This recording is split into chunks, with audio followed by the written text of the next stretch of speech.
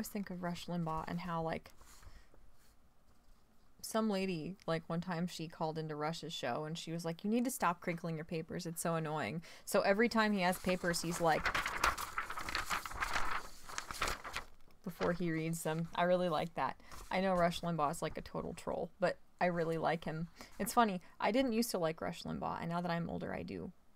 Like, you just become older and you become a little bit more snide and cynical. And instead of being like, Rush is so abrasive, I wish he wasn't like this, I'm just like, I like this dude. Hello, everyone, and welcome back. It's your host, Michelle, aka Chat-Mort, and thank you so much for turning once again to my humble little channel. So, you know what? I better go ahead and tweet out that we're doing this. Let me see. I will pull it up on my phone. Perhaps. Let me see. Where am I? Let me see. I'm here somewhere, I think. Am I? There I am. Oh, that's not a pretty thumbnail. Look at that. That's not... Oh boy, that's not good. Okay, give me just a minute here. So, as you can see clearly from the title of this video, I wanted to just voice my final thoughts on the Chris Watts case, which was obviously very high profile. Most of you probably heard of it already. If not, you should probably look it up, because I'm not going to go into like super detail about everything that's going on in this case. This man named Chris Watts, in just an absolutely despicable, atrocious act, after starting to have an affair, he killed his wife, he strangled her, he drove his wife and his daughters, his very, very small toddler children, out to one of the sites that his company was working at. He buried his wife and he shoved both of his daughters into like little cylindrical off-the-ground oil tanks, crude oil tanks. So, it's a pretty high-profile case. When his wife and daughters first went missing was when it was first... I think it became national news then, but immediately, just the way Chris acted, it was very apparent that he was not completely innocent, and it was pretty apparent to investigators, at least early on, that he was very much involved. So if you don't know much about the Chris Watts case, I would definitely recommend that you look into it, because I'm kind of operating on the assumption here that you know a little bit about it if you're coming to this video. Also, side note, you're probably thinking, Michelle, you look so healthy. That's because I, on a whim today, bought some makeup. It was like just a little like compact thing of liquid makeup. It was the lightest shade that the brand had. It was shade 01 Porcelain, and it is so dark that it looks like I have been tanning for a week. This, if you want to see the difference, this is my actual skin color. This like translucent kind of like pinkish color, not this like pleasant, healthy glow. So if you're wondering why I mystically look like kind of alive this time around, that would be why. And we will return to me looking like I never leave my basement next time. No worries there. I did a stream discussing the Chris Watts case previously with Scribe Light. I actually did not watch much coverage of this case before I watched Scribe's coverage. Coverage meaning just his thoughts on the case, and that was the reason why I kind of talked to him about the case and why he ended up being the one who streamed with me about it. I did have notes similar to what I have now then. I just had them handwritten out. But obviously when you're talking to someone else and you have crippling social anxiety such as myself, you don't hit all the points you want to hit. Also, when I talked to Scribe about it and we streamed about some of our thoughts on Chris and just this entire investigation beforehand, I had not watched all of the interviews and interrogation type tapes out there, whether it was Chris or his mistress Nicole or Chris's parents, or there's a ton of footage of Shanann actually all over the internet because she sold a product from home. It's kind of that thing that like you have the misfortune of seeing like your friends and your friends' moms start to do when everybody graduates and gets out of high school and you know, realizes they would like to work from home. It's kind of that kind of thing. It's called Thrive, I believe, is what Chris Watts' wife sold. So because she was selling this product from home, she was constantly doing Facebook live streams where she would tie this product in and say how much it had helped her health, Her Instagram might still be up. She would post about this product on Instagram as well. And yes, it was one of those kind of icky multi-level marketing scheme type things, but this woman was phenomenal at her job. I think she had like over a dozen people that she had signed up working under her in this business, and she made around $70,000 a year doing this. So she did a phenomenal job at this. She's one of the few people who makes it and does a very, very good job. So there's a ton of just like her Facebook Lives and all kinds of footage of her selling this product and tying it into talking about her happy family and her health being better and her wonderful home and lifestyle. There's all this stuff about the case on the internet. That's one of the reasons the Chris Watts case is so interesting. It is one of the most well-documented cases on the internet, just because we have entered this era where everything is digital. We can look at everybody's email history, their text message history.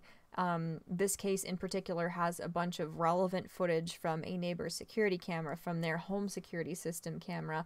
All this different stuff is very relevant to the case, and that makes it fascinating because when the state of Colorado, or whoever the investigative people were within Colorado, concluded this case, Colorado, to my knowledge, has transparency laws where they have to release everything they collected on a case once it's closed, just to be honest and transparent with the public. So it's a 1900 page data dump, they call it, just this massive like PDF you can download of all of the documentation of this case. So it's something that everybody is poring over, everybody has analyzed, everybody's kind of picked things apart and kind of come up with their own theories. And as this case was going on as well, just because so much of it was publicized with the interviews with the stereotypical Chris pleading, during like a press conference at his home for his family to come home due to everything that Shanann did for her job being public, there's just a ton that people were speculating and theorizing about and just kind of going over online. That's one of the reasons this case is so high profile. So yeah, I definitely have come to some more conclusions, and I've gathered a little bit more information, and I've gotten my thoughts together more thoroughly, I guess, and more completely after having done that stream with Scribe where we talked about it a little bit. There are just hours and hours of interrogation footage and interviews that people have done with police that were either involved or suspected to be involved with this case. So I've gone over it a little bit more, and my thoughts now are going to be my final thoughts. Unless there's some great breakthrough in the case, which I don't think is going to happen, because he's in jail. He's got 3 life sentences plus 84 years, I believe. It's pretty much over with. I did this the way I do all of my scripting for my YouTube videos. I write it out or I type it out. But I am lazy, and I thought it would be better for me. I would prefer to do this all in one sort of fumbling, bumbling, uncouth, poorly worded take than to do it in multiple takes that I end up having to splice together. So I'm just kind of going to go through my list of things here and tell you guys what I think about this case. A few other things. These are things that hopefully everyone here is an adult. We try to stimulate ourselves intellectually, hopefully everyone here has a sort of, baseline minimum level of maturity, but I feel like it's necessary to just give a couple disclaimers. First of all, context, providing or searching for context in this case as to why Chris Watts did what he did in no way, shape, or form means that I am trying to justify or excuse what he did. Context does not equal excusing. What Chris Watts did clearly was it was sick. It's one of the most hideously evil things anyone can conceive of. So I don't want anybody to mistake me analyzing some of this and looking at his background as to why he might have ended up this way as me giving him excuses. Because this guy is, apparently people think he's cute and charismatic, and God forbid people actually think he's semi-believable. So there are people on the internet who, throughout this entire case, believed him and believed some of the weird off-the-wall theories and excuses he was putting out there, trying to justify or at least sort of minimize the horror of what he did. I'm not doing that whatsoever. Also, the fact that I'm kind of looking at and discussing what Shanann did for a living, that being what people might call a pyramid scheme, I am not in any way, shape, or form trying to disrespect the deceased here. Even though I don't like what Shanann did for a living, and clearly there were some issues there in the marriage, and she butted heads a lot with some very strong-willed people in his family. She was clearly a very empathetic person who loved her family and loved Chris ferociously, and I just want to make that very clear. That may seem like an unnecessary disclaimer, but I'd rather say it now than have people misinterpreting what I'm saying as if I'm trying to like badmouth this woman who is no longer with us or excuse her husband who strangled her while she was 15 weeks pregnant, you know? I'm not doing that at all. What's going on? Okay. Everybody's still talking about a tweet I did earlier. I don't want to talk about it. Nobody's paying attention to the stream, which is fine. That makes it easier for me because people are scary. So, yes. Proceeding now, these are my final thoughts on the Chris Watts case. So, Chris Watts makes Team Rocket look like competent bad guys. If you watch the interviews with this man, within the first 15 minutes of his first police interview where he was not detained or anything yet, he's talking about his daughters and his wife in the past tense. He's saying, I didn't do this horrible thing. Clearly implying that somehow he knows beyond a shadow of a doubt that his wife didn't just take the kids and leave due to their marital discord. Clearly not implying that he thinks they are just missing and okay somewhere. It's abundantly clear that Chris did something here, and he doesn't think that anybody else sees this, even though it is so blatantly obvious. He claims his IQ is in the 140s. There is no way. There is no way in hell this man's IQ is in the 140s. Just to give you some perspective, my IQ is in the 140s. And most people think I am a bumbling, incompetent fool. There is no way. Maybe the 120s, maybe. Maybe his IQ is 120, 125, maybe. Unless narcissistic personality disorder makes you so delusional that it functionally lowers your intelligence due to how distorted and elevated your view of yourself is, possibly making you think everyone else are just these like drooling, absolute brain-dead morons. But 140s, no sir. Absolutely no way.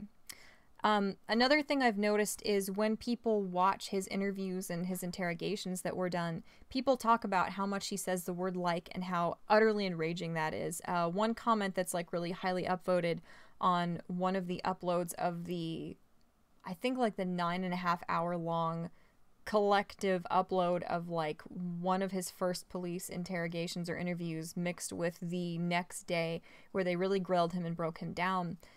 This comment says something like, spoilers, it's 10 hours of the word like. And it is infuriating. It's really, really hard to sit through it. People are like, there, I did it. People are saying things in response to all of this footage that's been released to the effect of, like, all I'm hearing is, like, you're a terrible person and, like, nobody believes you, you know? Yes, it is enraging how often this man says the word like in just his everyday speech, or at least the speech that we have recorded where he's talking to law enforcement who's very, very skeptical of his alibis and his excuses and his, you know, pleas for them to believe that he is a very strong man of character. Yes, it's annoying, but I don't think it's sheer inane stupidity. It allows him to humanize and ingratiate himself with people in conversation, and this is the most important thing to me.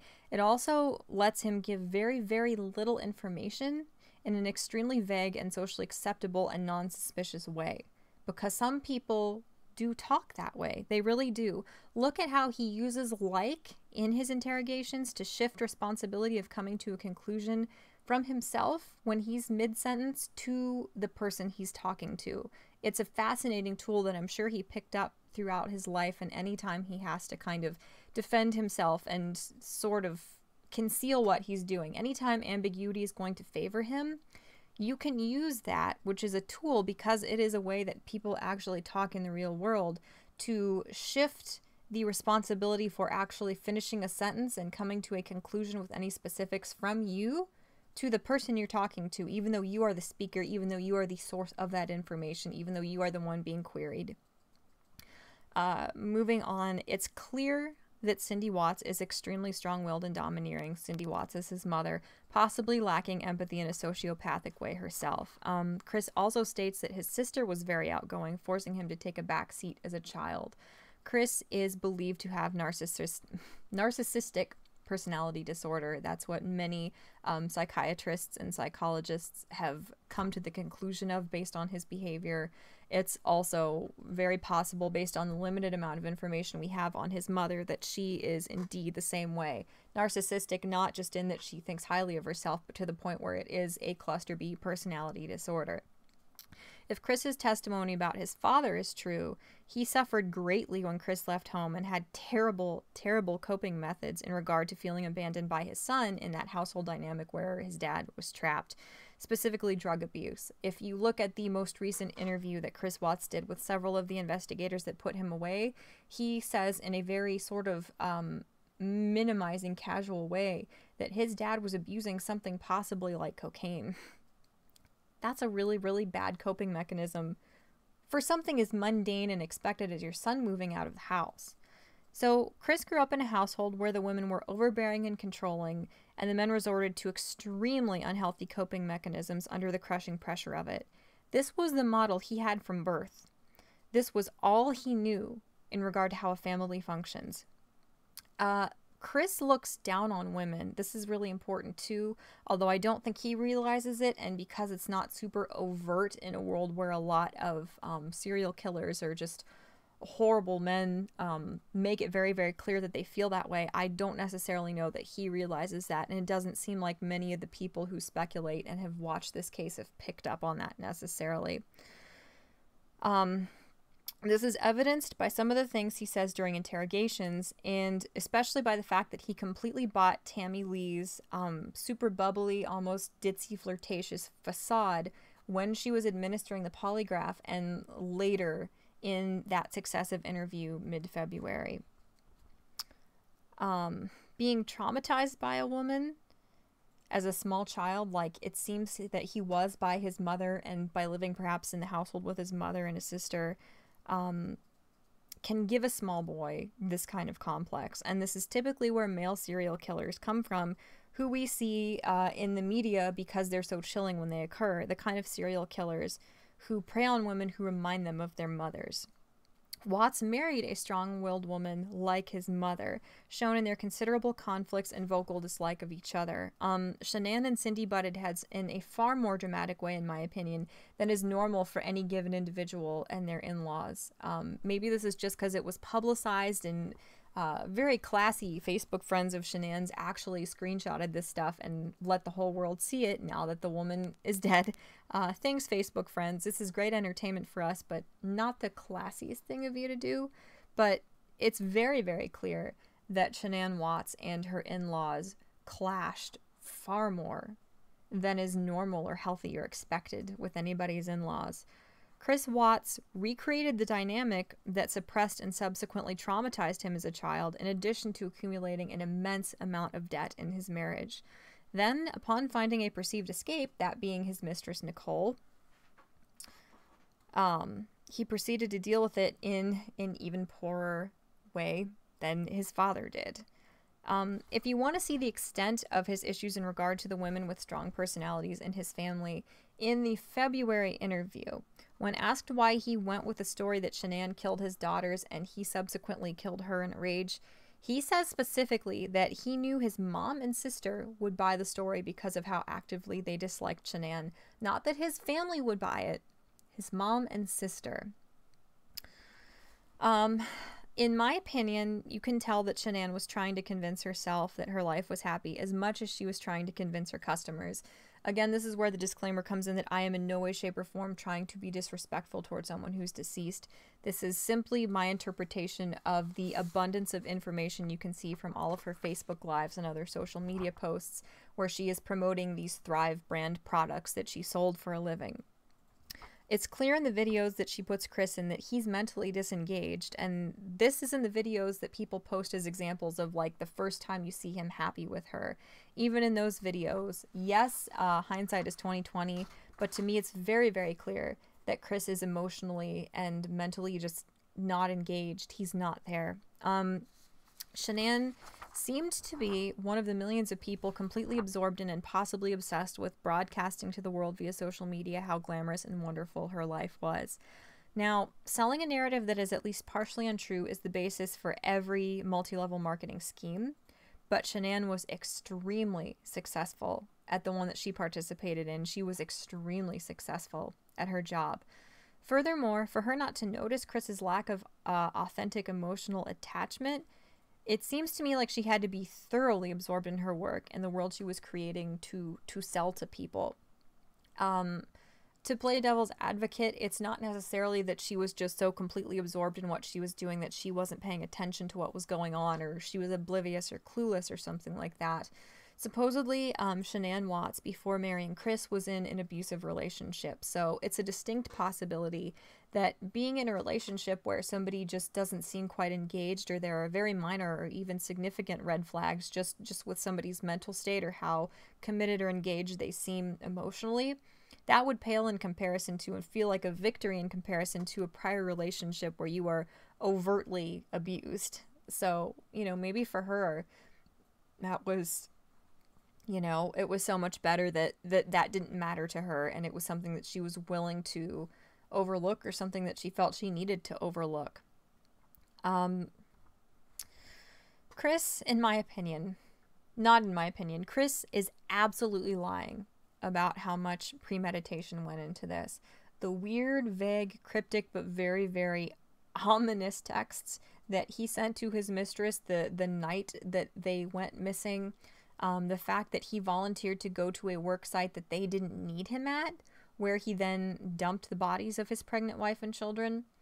This is absolutely far more premeditated than Chris to this day admits. And again, it just seems like this is his strange, deluded way of struggling and trying to make sure that he has a good reputation in the public eye and is seen favorably by people, despite the fact that we know now that he did heinous things to his own family.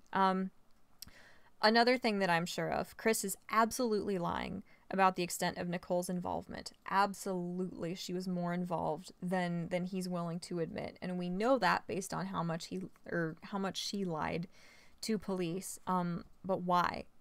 Why is he protecting her when he's in jail for life? Nicole, she's the real-life version of Kristen Stewart's abortion of an interpretation of Bella from Twilight. It is an actual, literal nightmare listening to any of her police interviews. I've never heard someone who is just so seemingly intellectually non-existent. It is agony listening to her speak. And ironically, everybody makes fun of Kristen Stewart's interpretation of the main character from Twilight, right? She comes across as completely robotic, inauthentic, and not even human.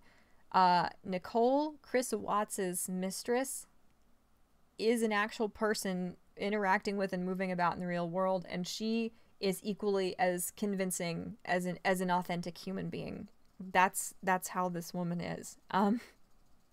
Listening to her police interviews is horrifying. So my belief is that he probably isn't downplaying her involvement due to love or any affection or affinity he feels for her, which is something that people actually do theorize. Chris has spent his entire life taking a backseat to imposing, loud, domineering women.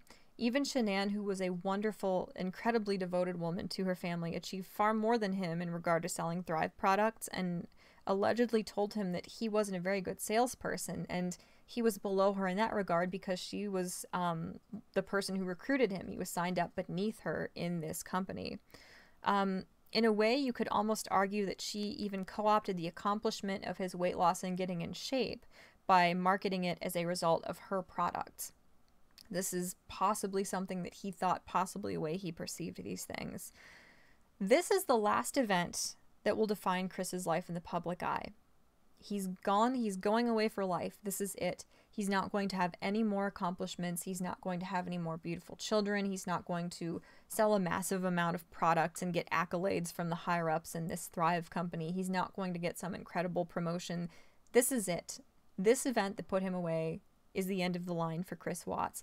This is the first time in his life that he is free of women who he resents and feels suffocated by. This is Chris's one chance to make his life about him and get attention for it. And this is likewise Chris's final opportunity to create any kind of positive reaction and to create a positive perception of him to the public, which is the most important thing to a narcissist.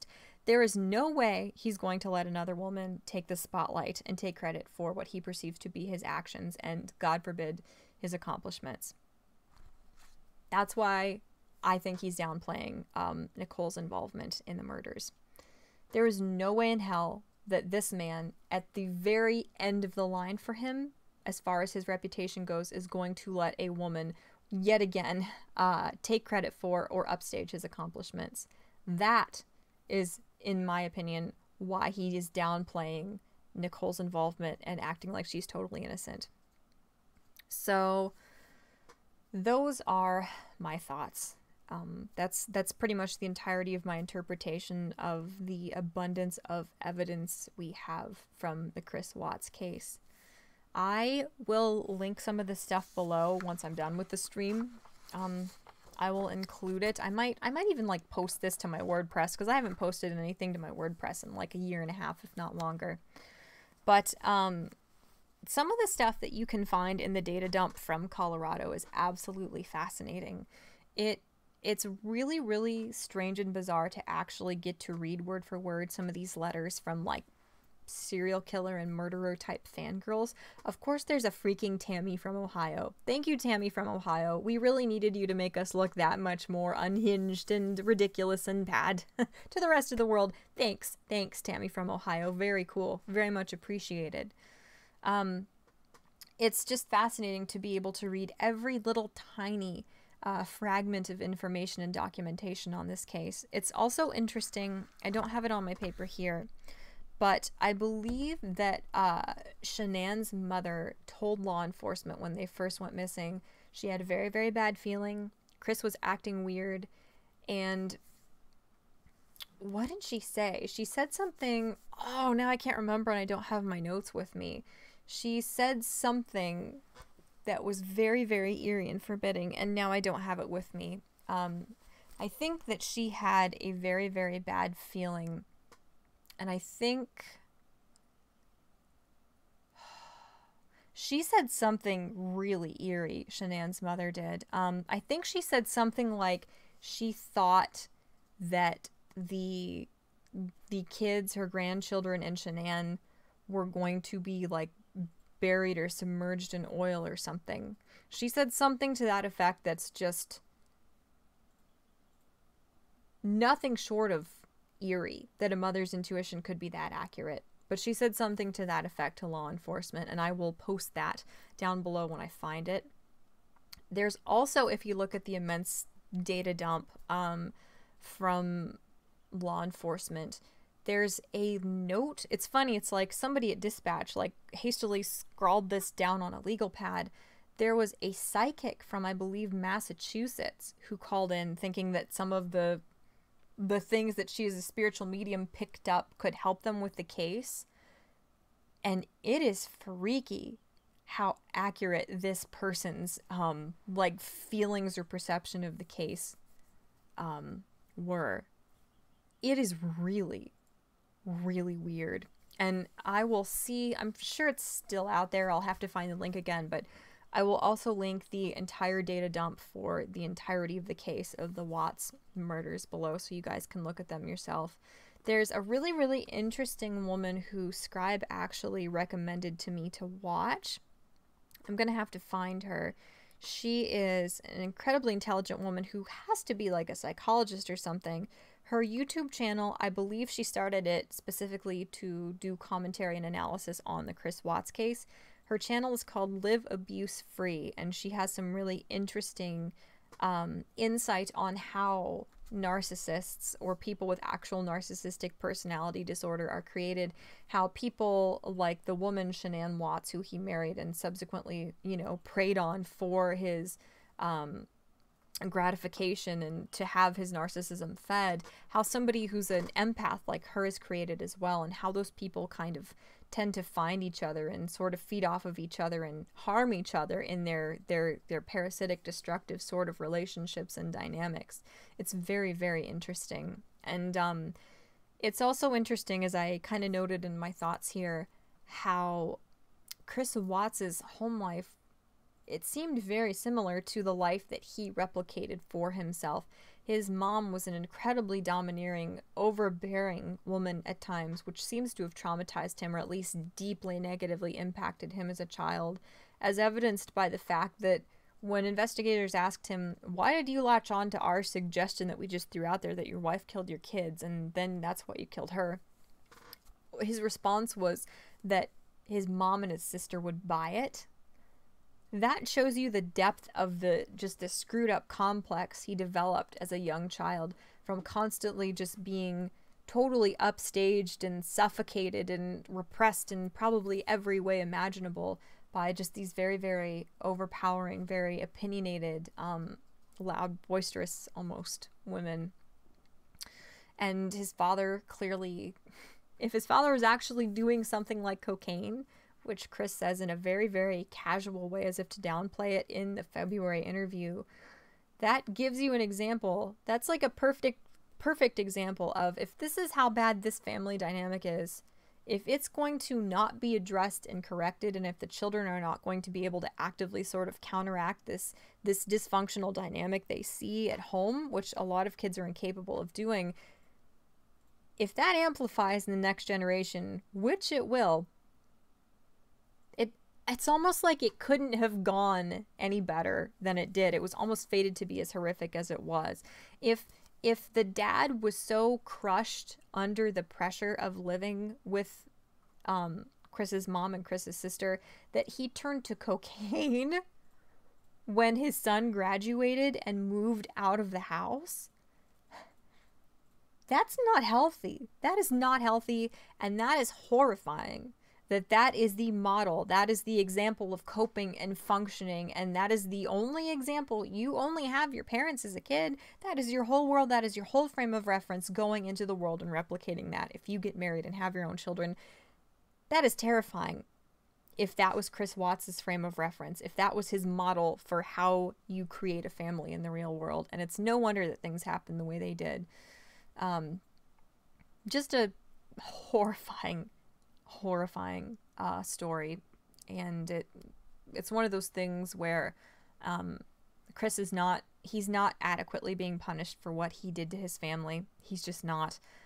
He's still, if you look at Live Abuse Free, if you look at that channel, he's still being rewarded. He's still being gratified, and his need as a narcissist is being satisfied by the fact that he's still getting attention from fangirls and people saying, my congregation is praying for you. Even the people who are messaging him and saying stuff like, I hope you go to hell, you bastard, and things like that, and I hope you kill yourself in the night, and things like that. Even the negative attention, to an extent, that is still satisfying what he craves as a narcissist. He is not in isolation, which I think would be a more appropriate punishment for someone like him. He's not necessarily thriving, but you can tell from his tone in the interview he did with Tammy Lee and two of the other investigators who put him away initially, that he's doing okay. He's doing okay,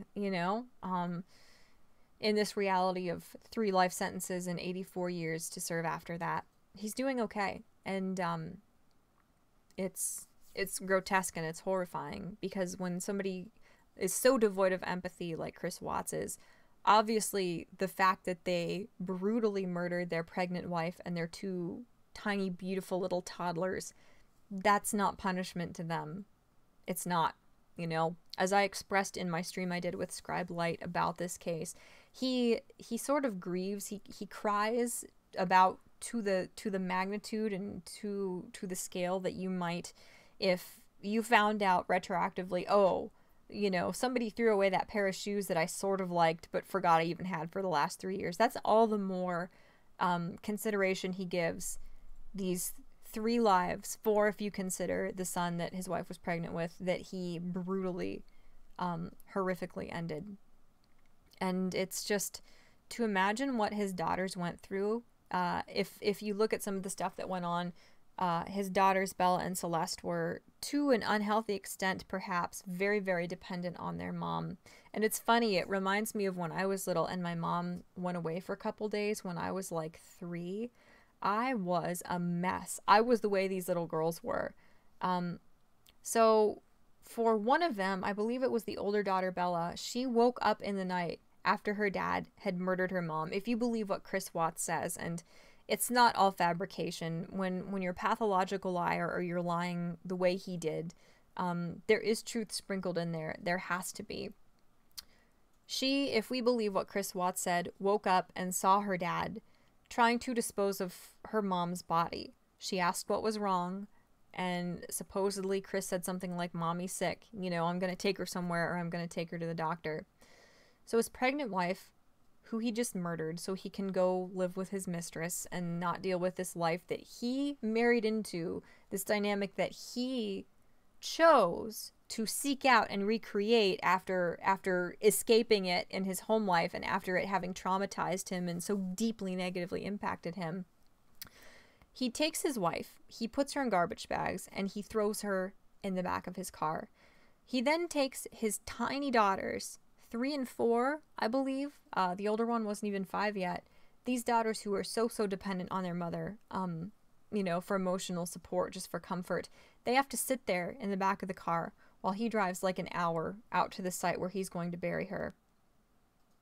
They're sitting with their mother's corpse silently on this car ride, taking turns like kind of cuddling up with each other and sleeping on each other's laps. Can you imagine? Can you imagine how hellish that would be? Because some people tend to think that children are idiots just because they're idiots. And they're not. Just because you're a child does not mean you're stupid. Children, although obviously you may not know factually what's going on circumstantially around you, children are so incredibly intuitive. They're so tapped into things emotionally and as far as just the atmosphere around them. Until that is beaten out of you by life, by growing up, by the way that society sort of makes you become jaded and sort of lose touch with your emotions and the feeling of the world around you, children have an incredible ability to sense when something is horribly wrong. Can you imagine? I watch all these people crying about this case and I'm like, it's not, why are you crying? But can you imagine the experience that those little girls went through on that car ride? Asking what was wrong with their mom, knowing something was horrifically wrong with her, for her to be laying silently in trash bags in the back of the car with them. Can you imagine the absolute, just beyond nightmarish experience that car ride was for them? And then the one daughter watching him smother her sister and then asking her dad, supposedly, is what happened to mommy and my sister, is that gonna happen to me? Can you imagine? That is like, when you try to imagine, like, what is the most evil, horrible, just awful thing that could possibly be experienced or happen in this world. Yeah, there are some other pretty awful, like, dark web type things that happen to innocent things, but that's about as bad as it gets. And this man is in jail. He's doing fine. He clearly feels virtually no remorse, probably none at all, based on his actions, based on his psyche, or at least what is betrayed to us about his psychological state. He's doing fine, you know, after murdering his pregnant wife and his 2 tiny little girls. So, yeah, it's, shit sucks. My eloquent conclusion.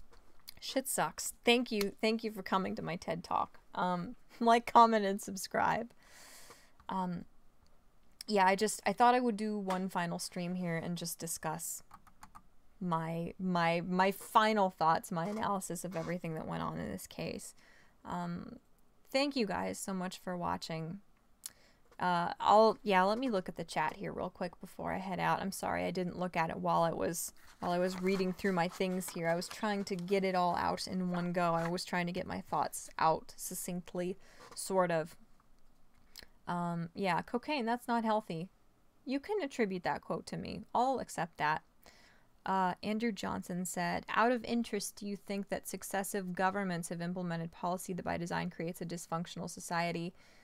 I certainly think, and this doesn't even speak to like the authenticity of religion, but religion has utility in a society, because when you look at people, for example, like Chris Watts, who have no conscience, who have no empathy, there's very little besides the fear of going to hell that's going to stop somebody from doing atrocious things to other human beings if they think they can get away with them.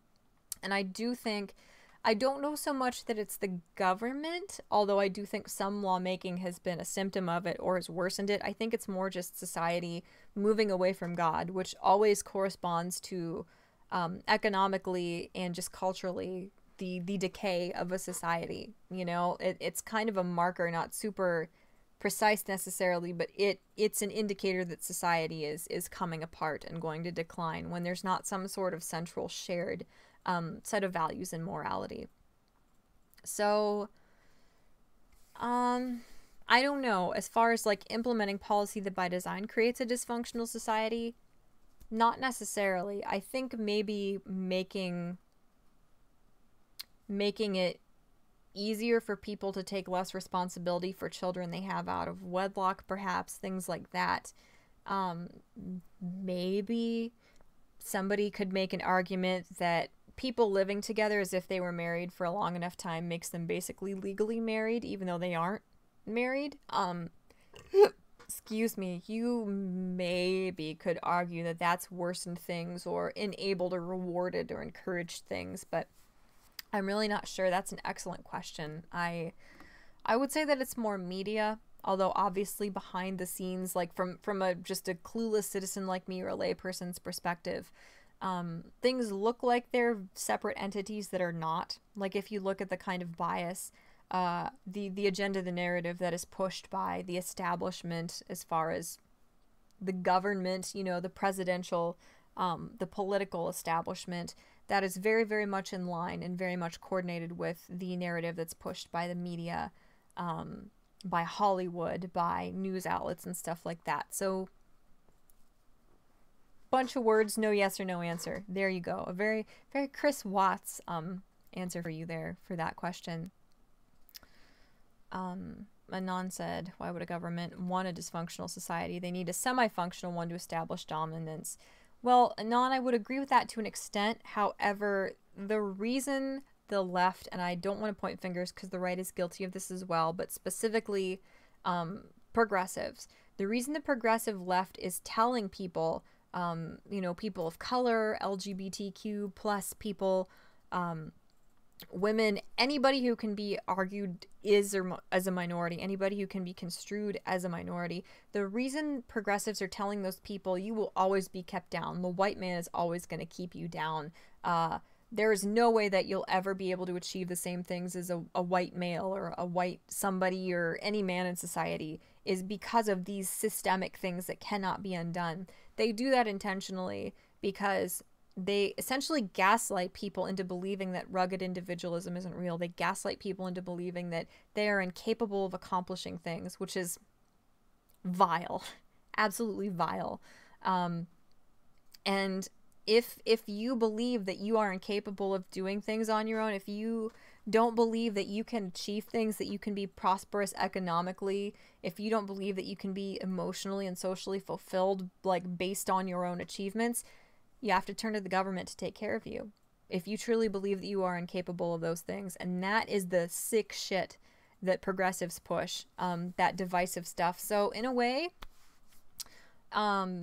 if government wants to get bigger, which government always will, which is why the founding principles of this country were so crucial, and why it's such a disaster that they're completely being abandoned and mocked now and defied completely is because the government, it's always going to want to get bigger. And people who want a bigger government know that the only way for us to give all of our rights away is for us to be divided, to be fearful, to not pay attention to how history works, to how the rise and fall of countries works. The only way to get more government is for us to all be fearful and divided and believe that we are incapable of accomplishing things on our own and need the government to do it for us. So in that way, Anon, I would actually argue yes to Andrew Johnson's question. So you helped me.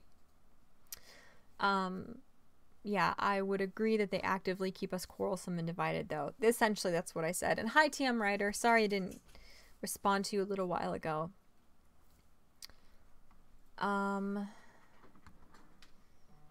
Barons are impressionable, and I think the most formative years are the early ones. Yeah. Furries are degenerate. That too. I don't know how that's related, but indubitably furries are indeed degenerate. Yeah. That's why, you know, that's obviously why it's so heinous what he did to his daughters.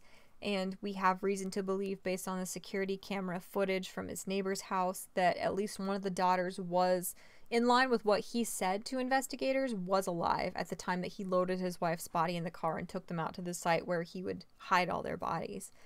And also that's partially why he is the way he is. I truly believe that Chris Watts' mother is awful. She's a sociopath. She's probably incredibly sadistic, manipulative, and controlling. And if you look at the YouTube channel, which I am going to post in the description when I'm done with this, so if you want to, what's the word? Oh boy.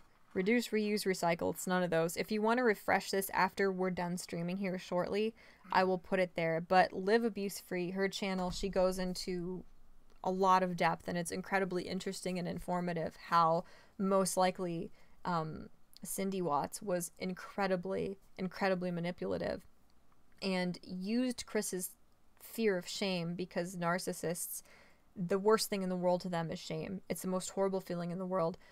She was able to use his fear of shame and rejection from her against him to get what she wanted in every situation, which was why there was such conflict when he married Shanann, partially, according to him, to get away from that horrible dysfunctional home life where he felt trapped and crushed, you know, by all these super strong personalities.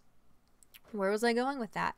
That will turn people, if somebody is domineering enough and overbearing enough, and if some kind of trauma occurs to someone when they're a very, very tiny child, in some cases that trauma can just be being exposed to someone who is really, really scary or awful or emotionally manipulative.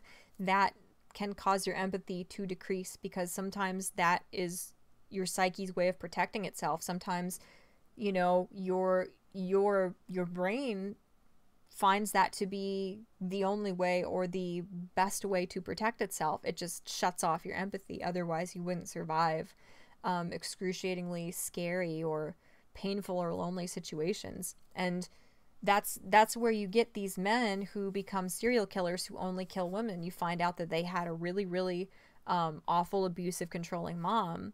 And in a way, that's their way to act that out when they felt completely powerless, as you do around your parents. You know, God forbid you've got parents who make your life an inescapable hell. You can't act out against them in that way, because you're always going to need your parents' love and approval. The way you can act that out and try to kind of simulate taking that power back is to see women who remind you of your mom and go out and enact horrific atrocities on them, which you do see sometimes. And I think that this is, although it only culminated in him murdering his family, to me, this is comparable to those kind of instances. Yes, furries are degenerate also. I agree with that. Yeah, a child doesn't understand death, but on a primal level can feel it coming. Awful stuff. I remember when I was wee little, I knew death was there. I obviously had not experienced it first or secondhand. I didn't see anybody die till I was a lot older. But I remember when I was really little, when I was a toddler, knowing that if I stuck my finger in an outlet, in a socket, I would die. And I had a nightmare about that one night. I had a dream that I touched my finger to an electrical outlet and some horrible thing happened and I like fell back and hit my head on the floor or something. And part of me thinks that was real because I was a toddler when this happened. To this day, I don't know how much of that was real and how much of that was a dream, because when you're wee little, you don't know what's going on, so my memories are going to be skewed. But I remember knowing that there were certain things I would do that my parents like tried really hard to terrify me away from. Like, I knew if I did those things, that was it. That was bad, and everything was done. Everything would stop. I would stop. So it's like maybe I'm an exception, but I, without fully comprehending death, almost in my simplicity as a tiny child, you know, who hasn't been like socialized yet, and you aren't super complex mentally yet, in a way I almost understood it more intimately and more viscerally, because I had just come to being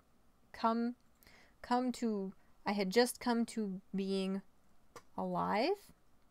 This is a grammatical nightmare. I don't know where I am.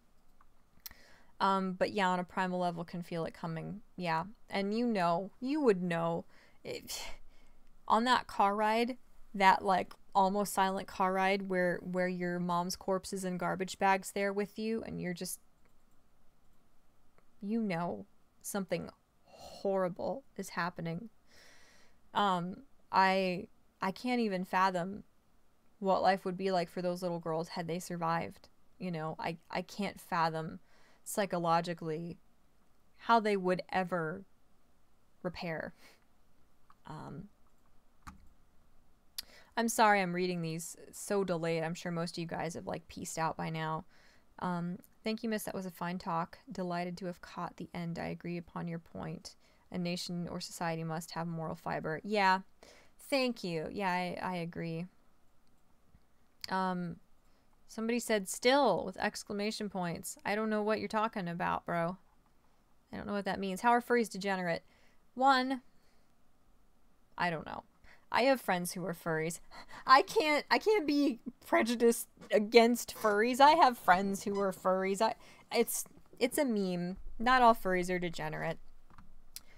Strange how empathy is the thing your brain decides is the thing that needs to go in order to survive. I know, it's like the very essence of humanity is what your psyche will discard to keep you alive. Like, but then your brain cannot like philosophize. Your brain can't say, I lose the very essence of what makes me what I am if I shut this off. It just knows that, I guess, the only way for you to go on, the only way to preserve itself in like an Energizer Bunny type sense, is to shut that off. But it's very weird. I agree, Anon. It's really, really odd. Suppose it just associates other human beings as hostile and eliminates anything that paints them in a positive light. Yeah, actually, that sounds essentially like what it seems to do. I would love to study the psychology of that more. Obviously, it's very, very dark. It's never something pleasant to contemplate when it doesn't make anybody less responsible for their actions, but when your humanity is like smothered and stomped out as a tiny child, because that's the only way your psyche, even that underdeveloped and young and small and vulnerable as it is, knows to protect itself. It's scary. It's horrible and scary that just nasty, idiot, awful parents, just by being the kind of people who never should have reproduced in the first place, make incomprehensibly evil monsters,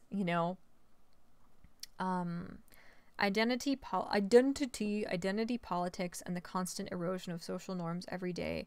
Children and vulnerable adults are preyed upon. You have a talent for this, and change only comes through incremental steps. Cheers. Thank you. Yeah, you'll hear this a lot if you ever hang out on my channel, if you ever come back. But I came to the conclusion probably around 10 years ago. I was probably younger than 16. I was probably 14 or 15. I came to hold the belief that it's too late to save this nation. America in name might go on, but what we stood for, what made us remarkable, what empowered and freed and celebrated the potential of so many people is dying.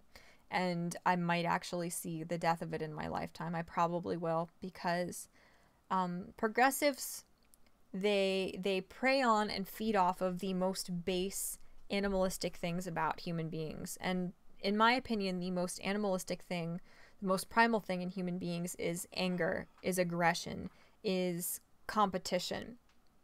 And by sort of making this idea permeate society, by spreading this idea that you should resent people who are successful from your little squishy welfare couch where you sit all day, you know, snorting pixie sticks and watching Maury. You're in the right to resent people who are successful. You're in the right to be angry at a whole skin color of people or a whole sex of people. Instead of like, if you had the misfortune of having to go through like civil rights or something, or if you had to go through trying to fight for gay rights, instead of trying to be better, instead of trying to do the right thing and prove to people that they are wrong through love, progressives teach you that all straight people are awful and they deserve to go through the same persecution that you as an LGBT member went through. For example, things like that.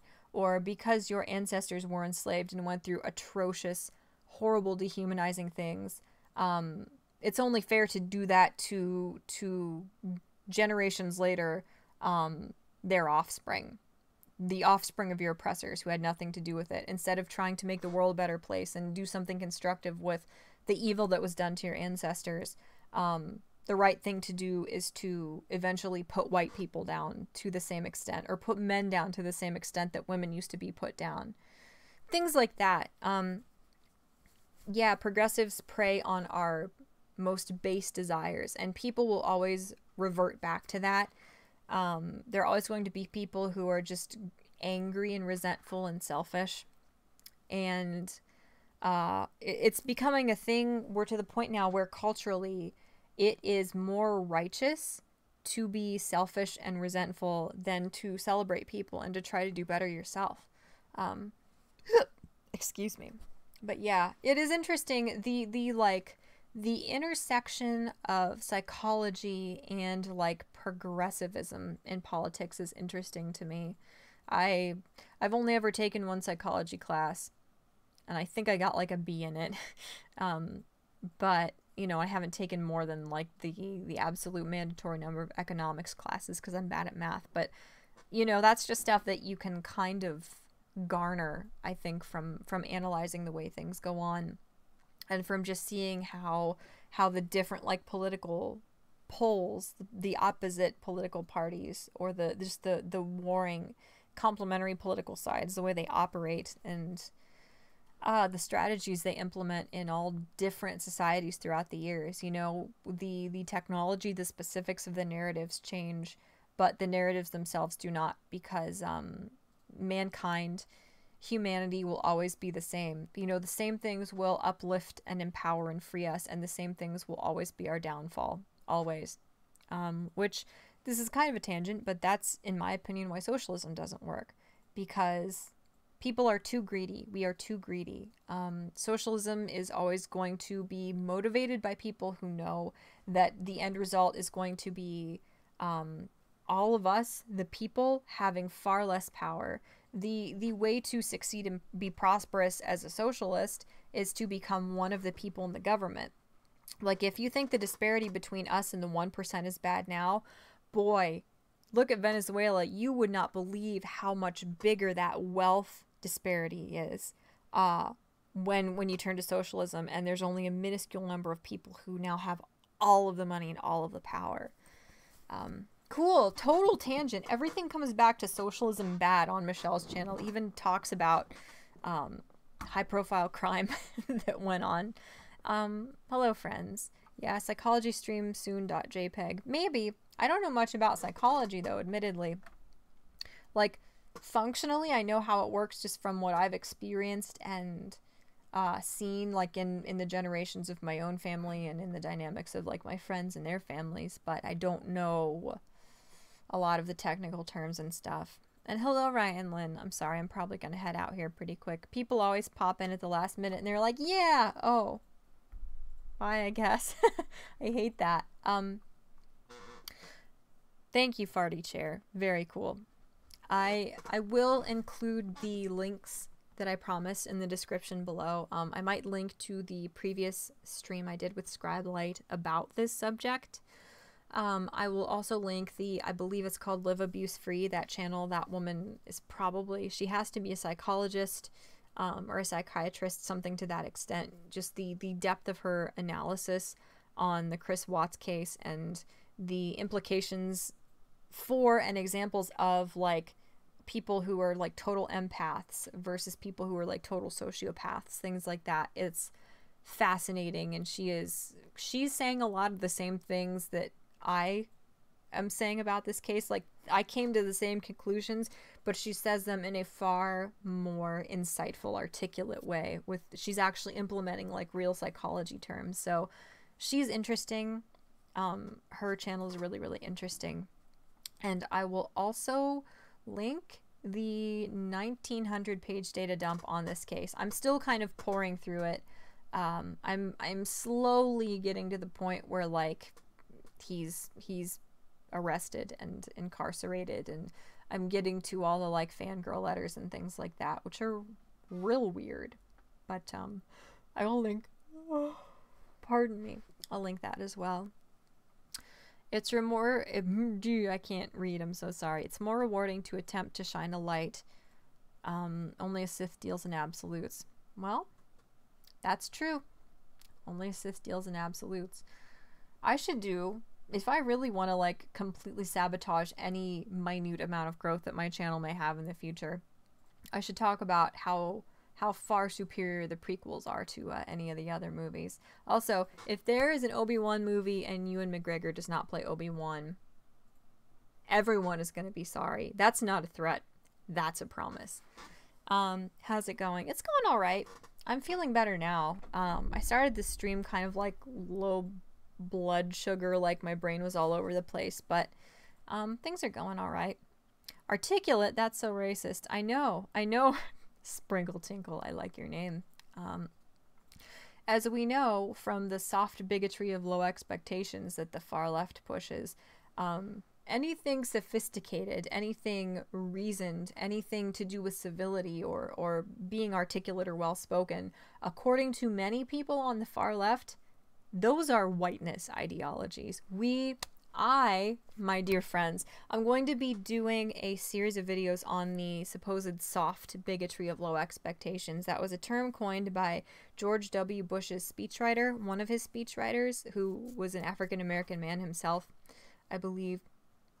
It's a very, very interesting subject. It's a phenomenon that you see constantly in the mainstream media. The soft bigotry of low expectations. And it's not soft bigotry. It is overt racism and sexism and bigotry toward LGBT plus people, and it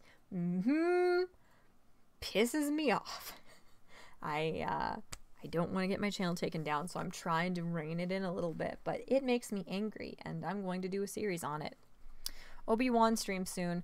Oh my god, what would we even talk about other than how perfect he is? God, he's hot. This is true. Although, when I first saw the prequels, because they were coming out when I was a kid, I had a crush on General Grievous, not Obi-Wan. I've diversified my interests. I've not lost my interests in like terrifying cyborgs, but I also am cultured enough to appreciate how gorgeous Obi-Wan is. So I don't know, you guys. I think that's about it for now. So I promise I will remember to link those things down below. I might do a Twitch stream tonight. I might play The Sims 4 a little bit more. I'm not sure. We'll have to see. But thank you guys so much for stopping by and listening to what I had to say on this. It's a horrifying yet morbidly fascinating case, and I just thought I would offer my 2 cents on it. The battery-operated boyfriend, is that what you folks are calling him these days? Anyway, yeah, thank you guys so much for stopping by. Like, comment, and subscribe if you feel so compelled. I think that's a really, really weird, condescending thing to say, because obviously you will like, comment, and subscribe if you feel so compelled. Share my stuff if you'd like. If not, don't do it. I don't want to pander. I'm not going to beg that you do things you don't want to. And yeah, I hope you guys are having a good day. If not, please resolve to make tomorrow better. Thank you guys so much for watching. I love you dearly. And now comes the awkward part where I sit here, because if I click stop streaming, it'll cut me off in the middle of my sentence, and that's awkward. So, how long do I sit here? I'm not sure. It's probably good. Probably good now. Okay, bye-bye. Night-night. Bye-bye.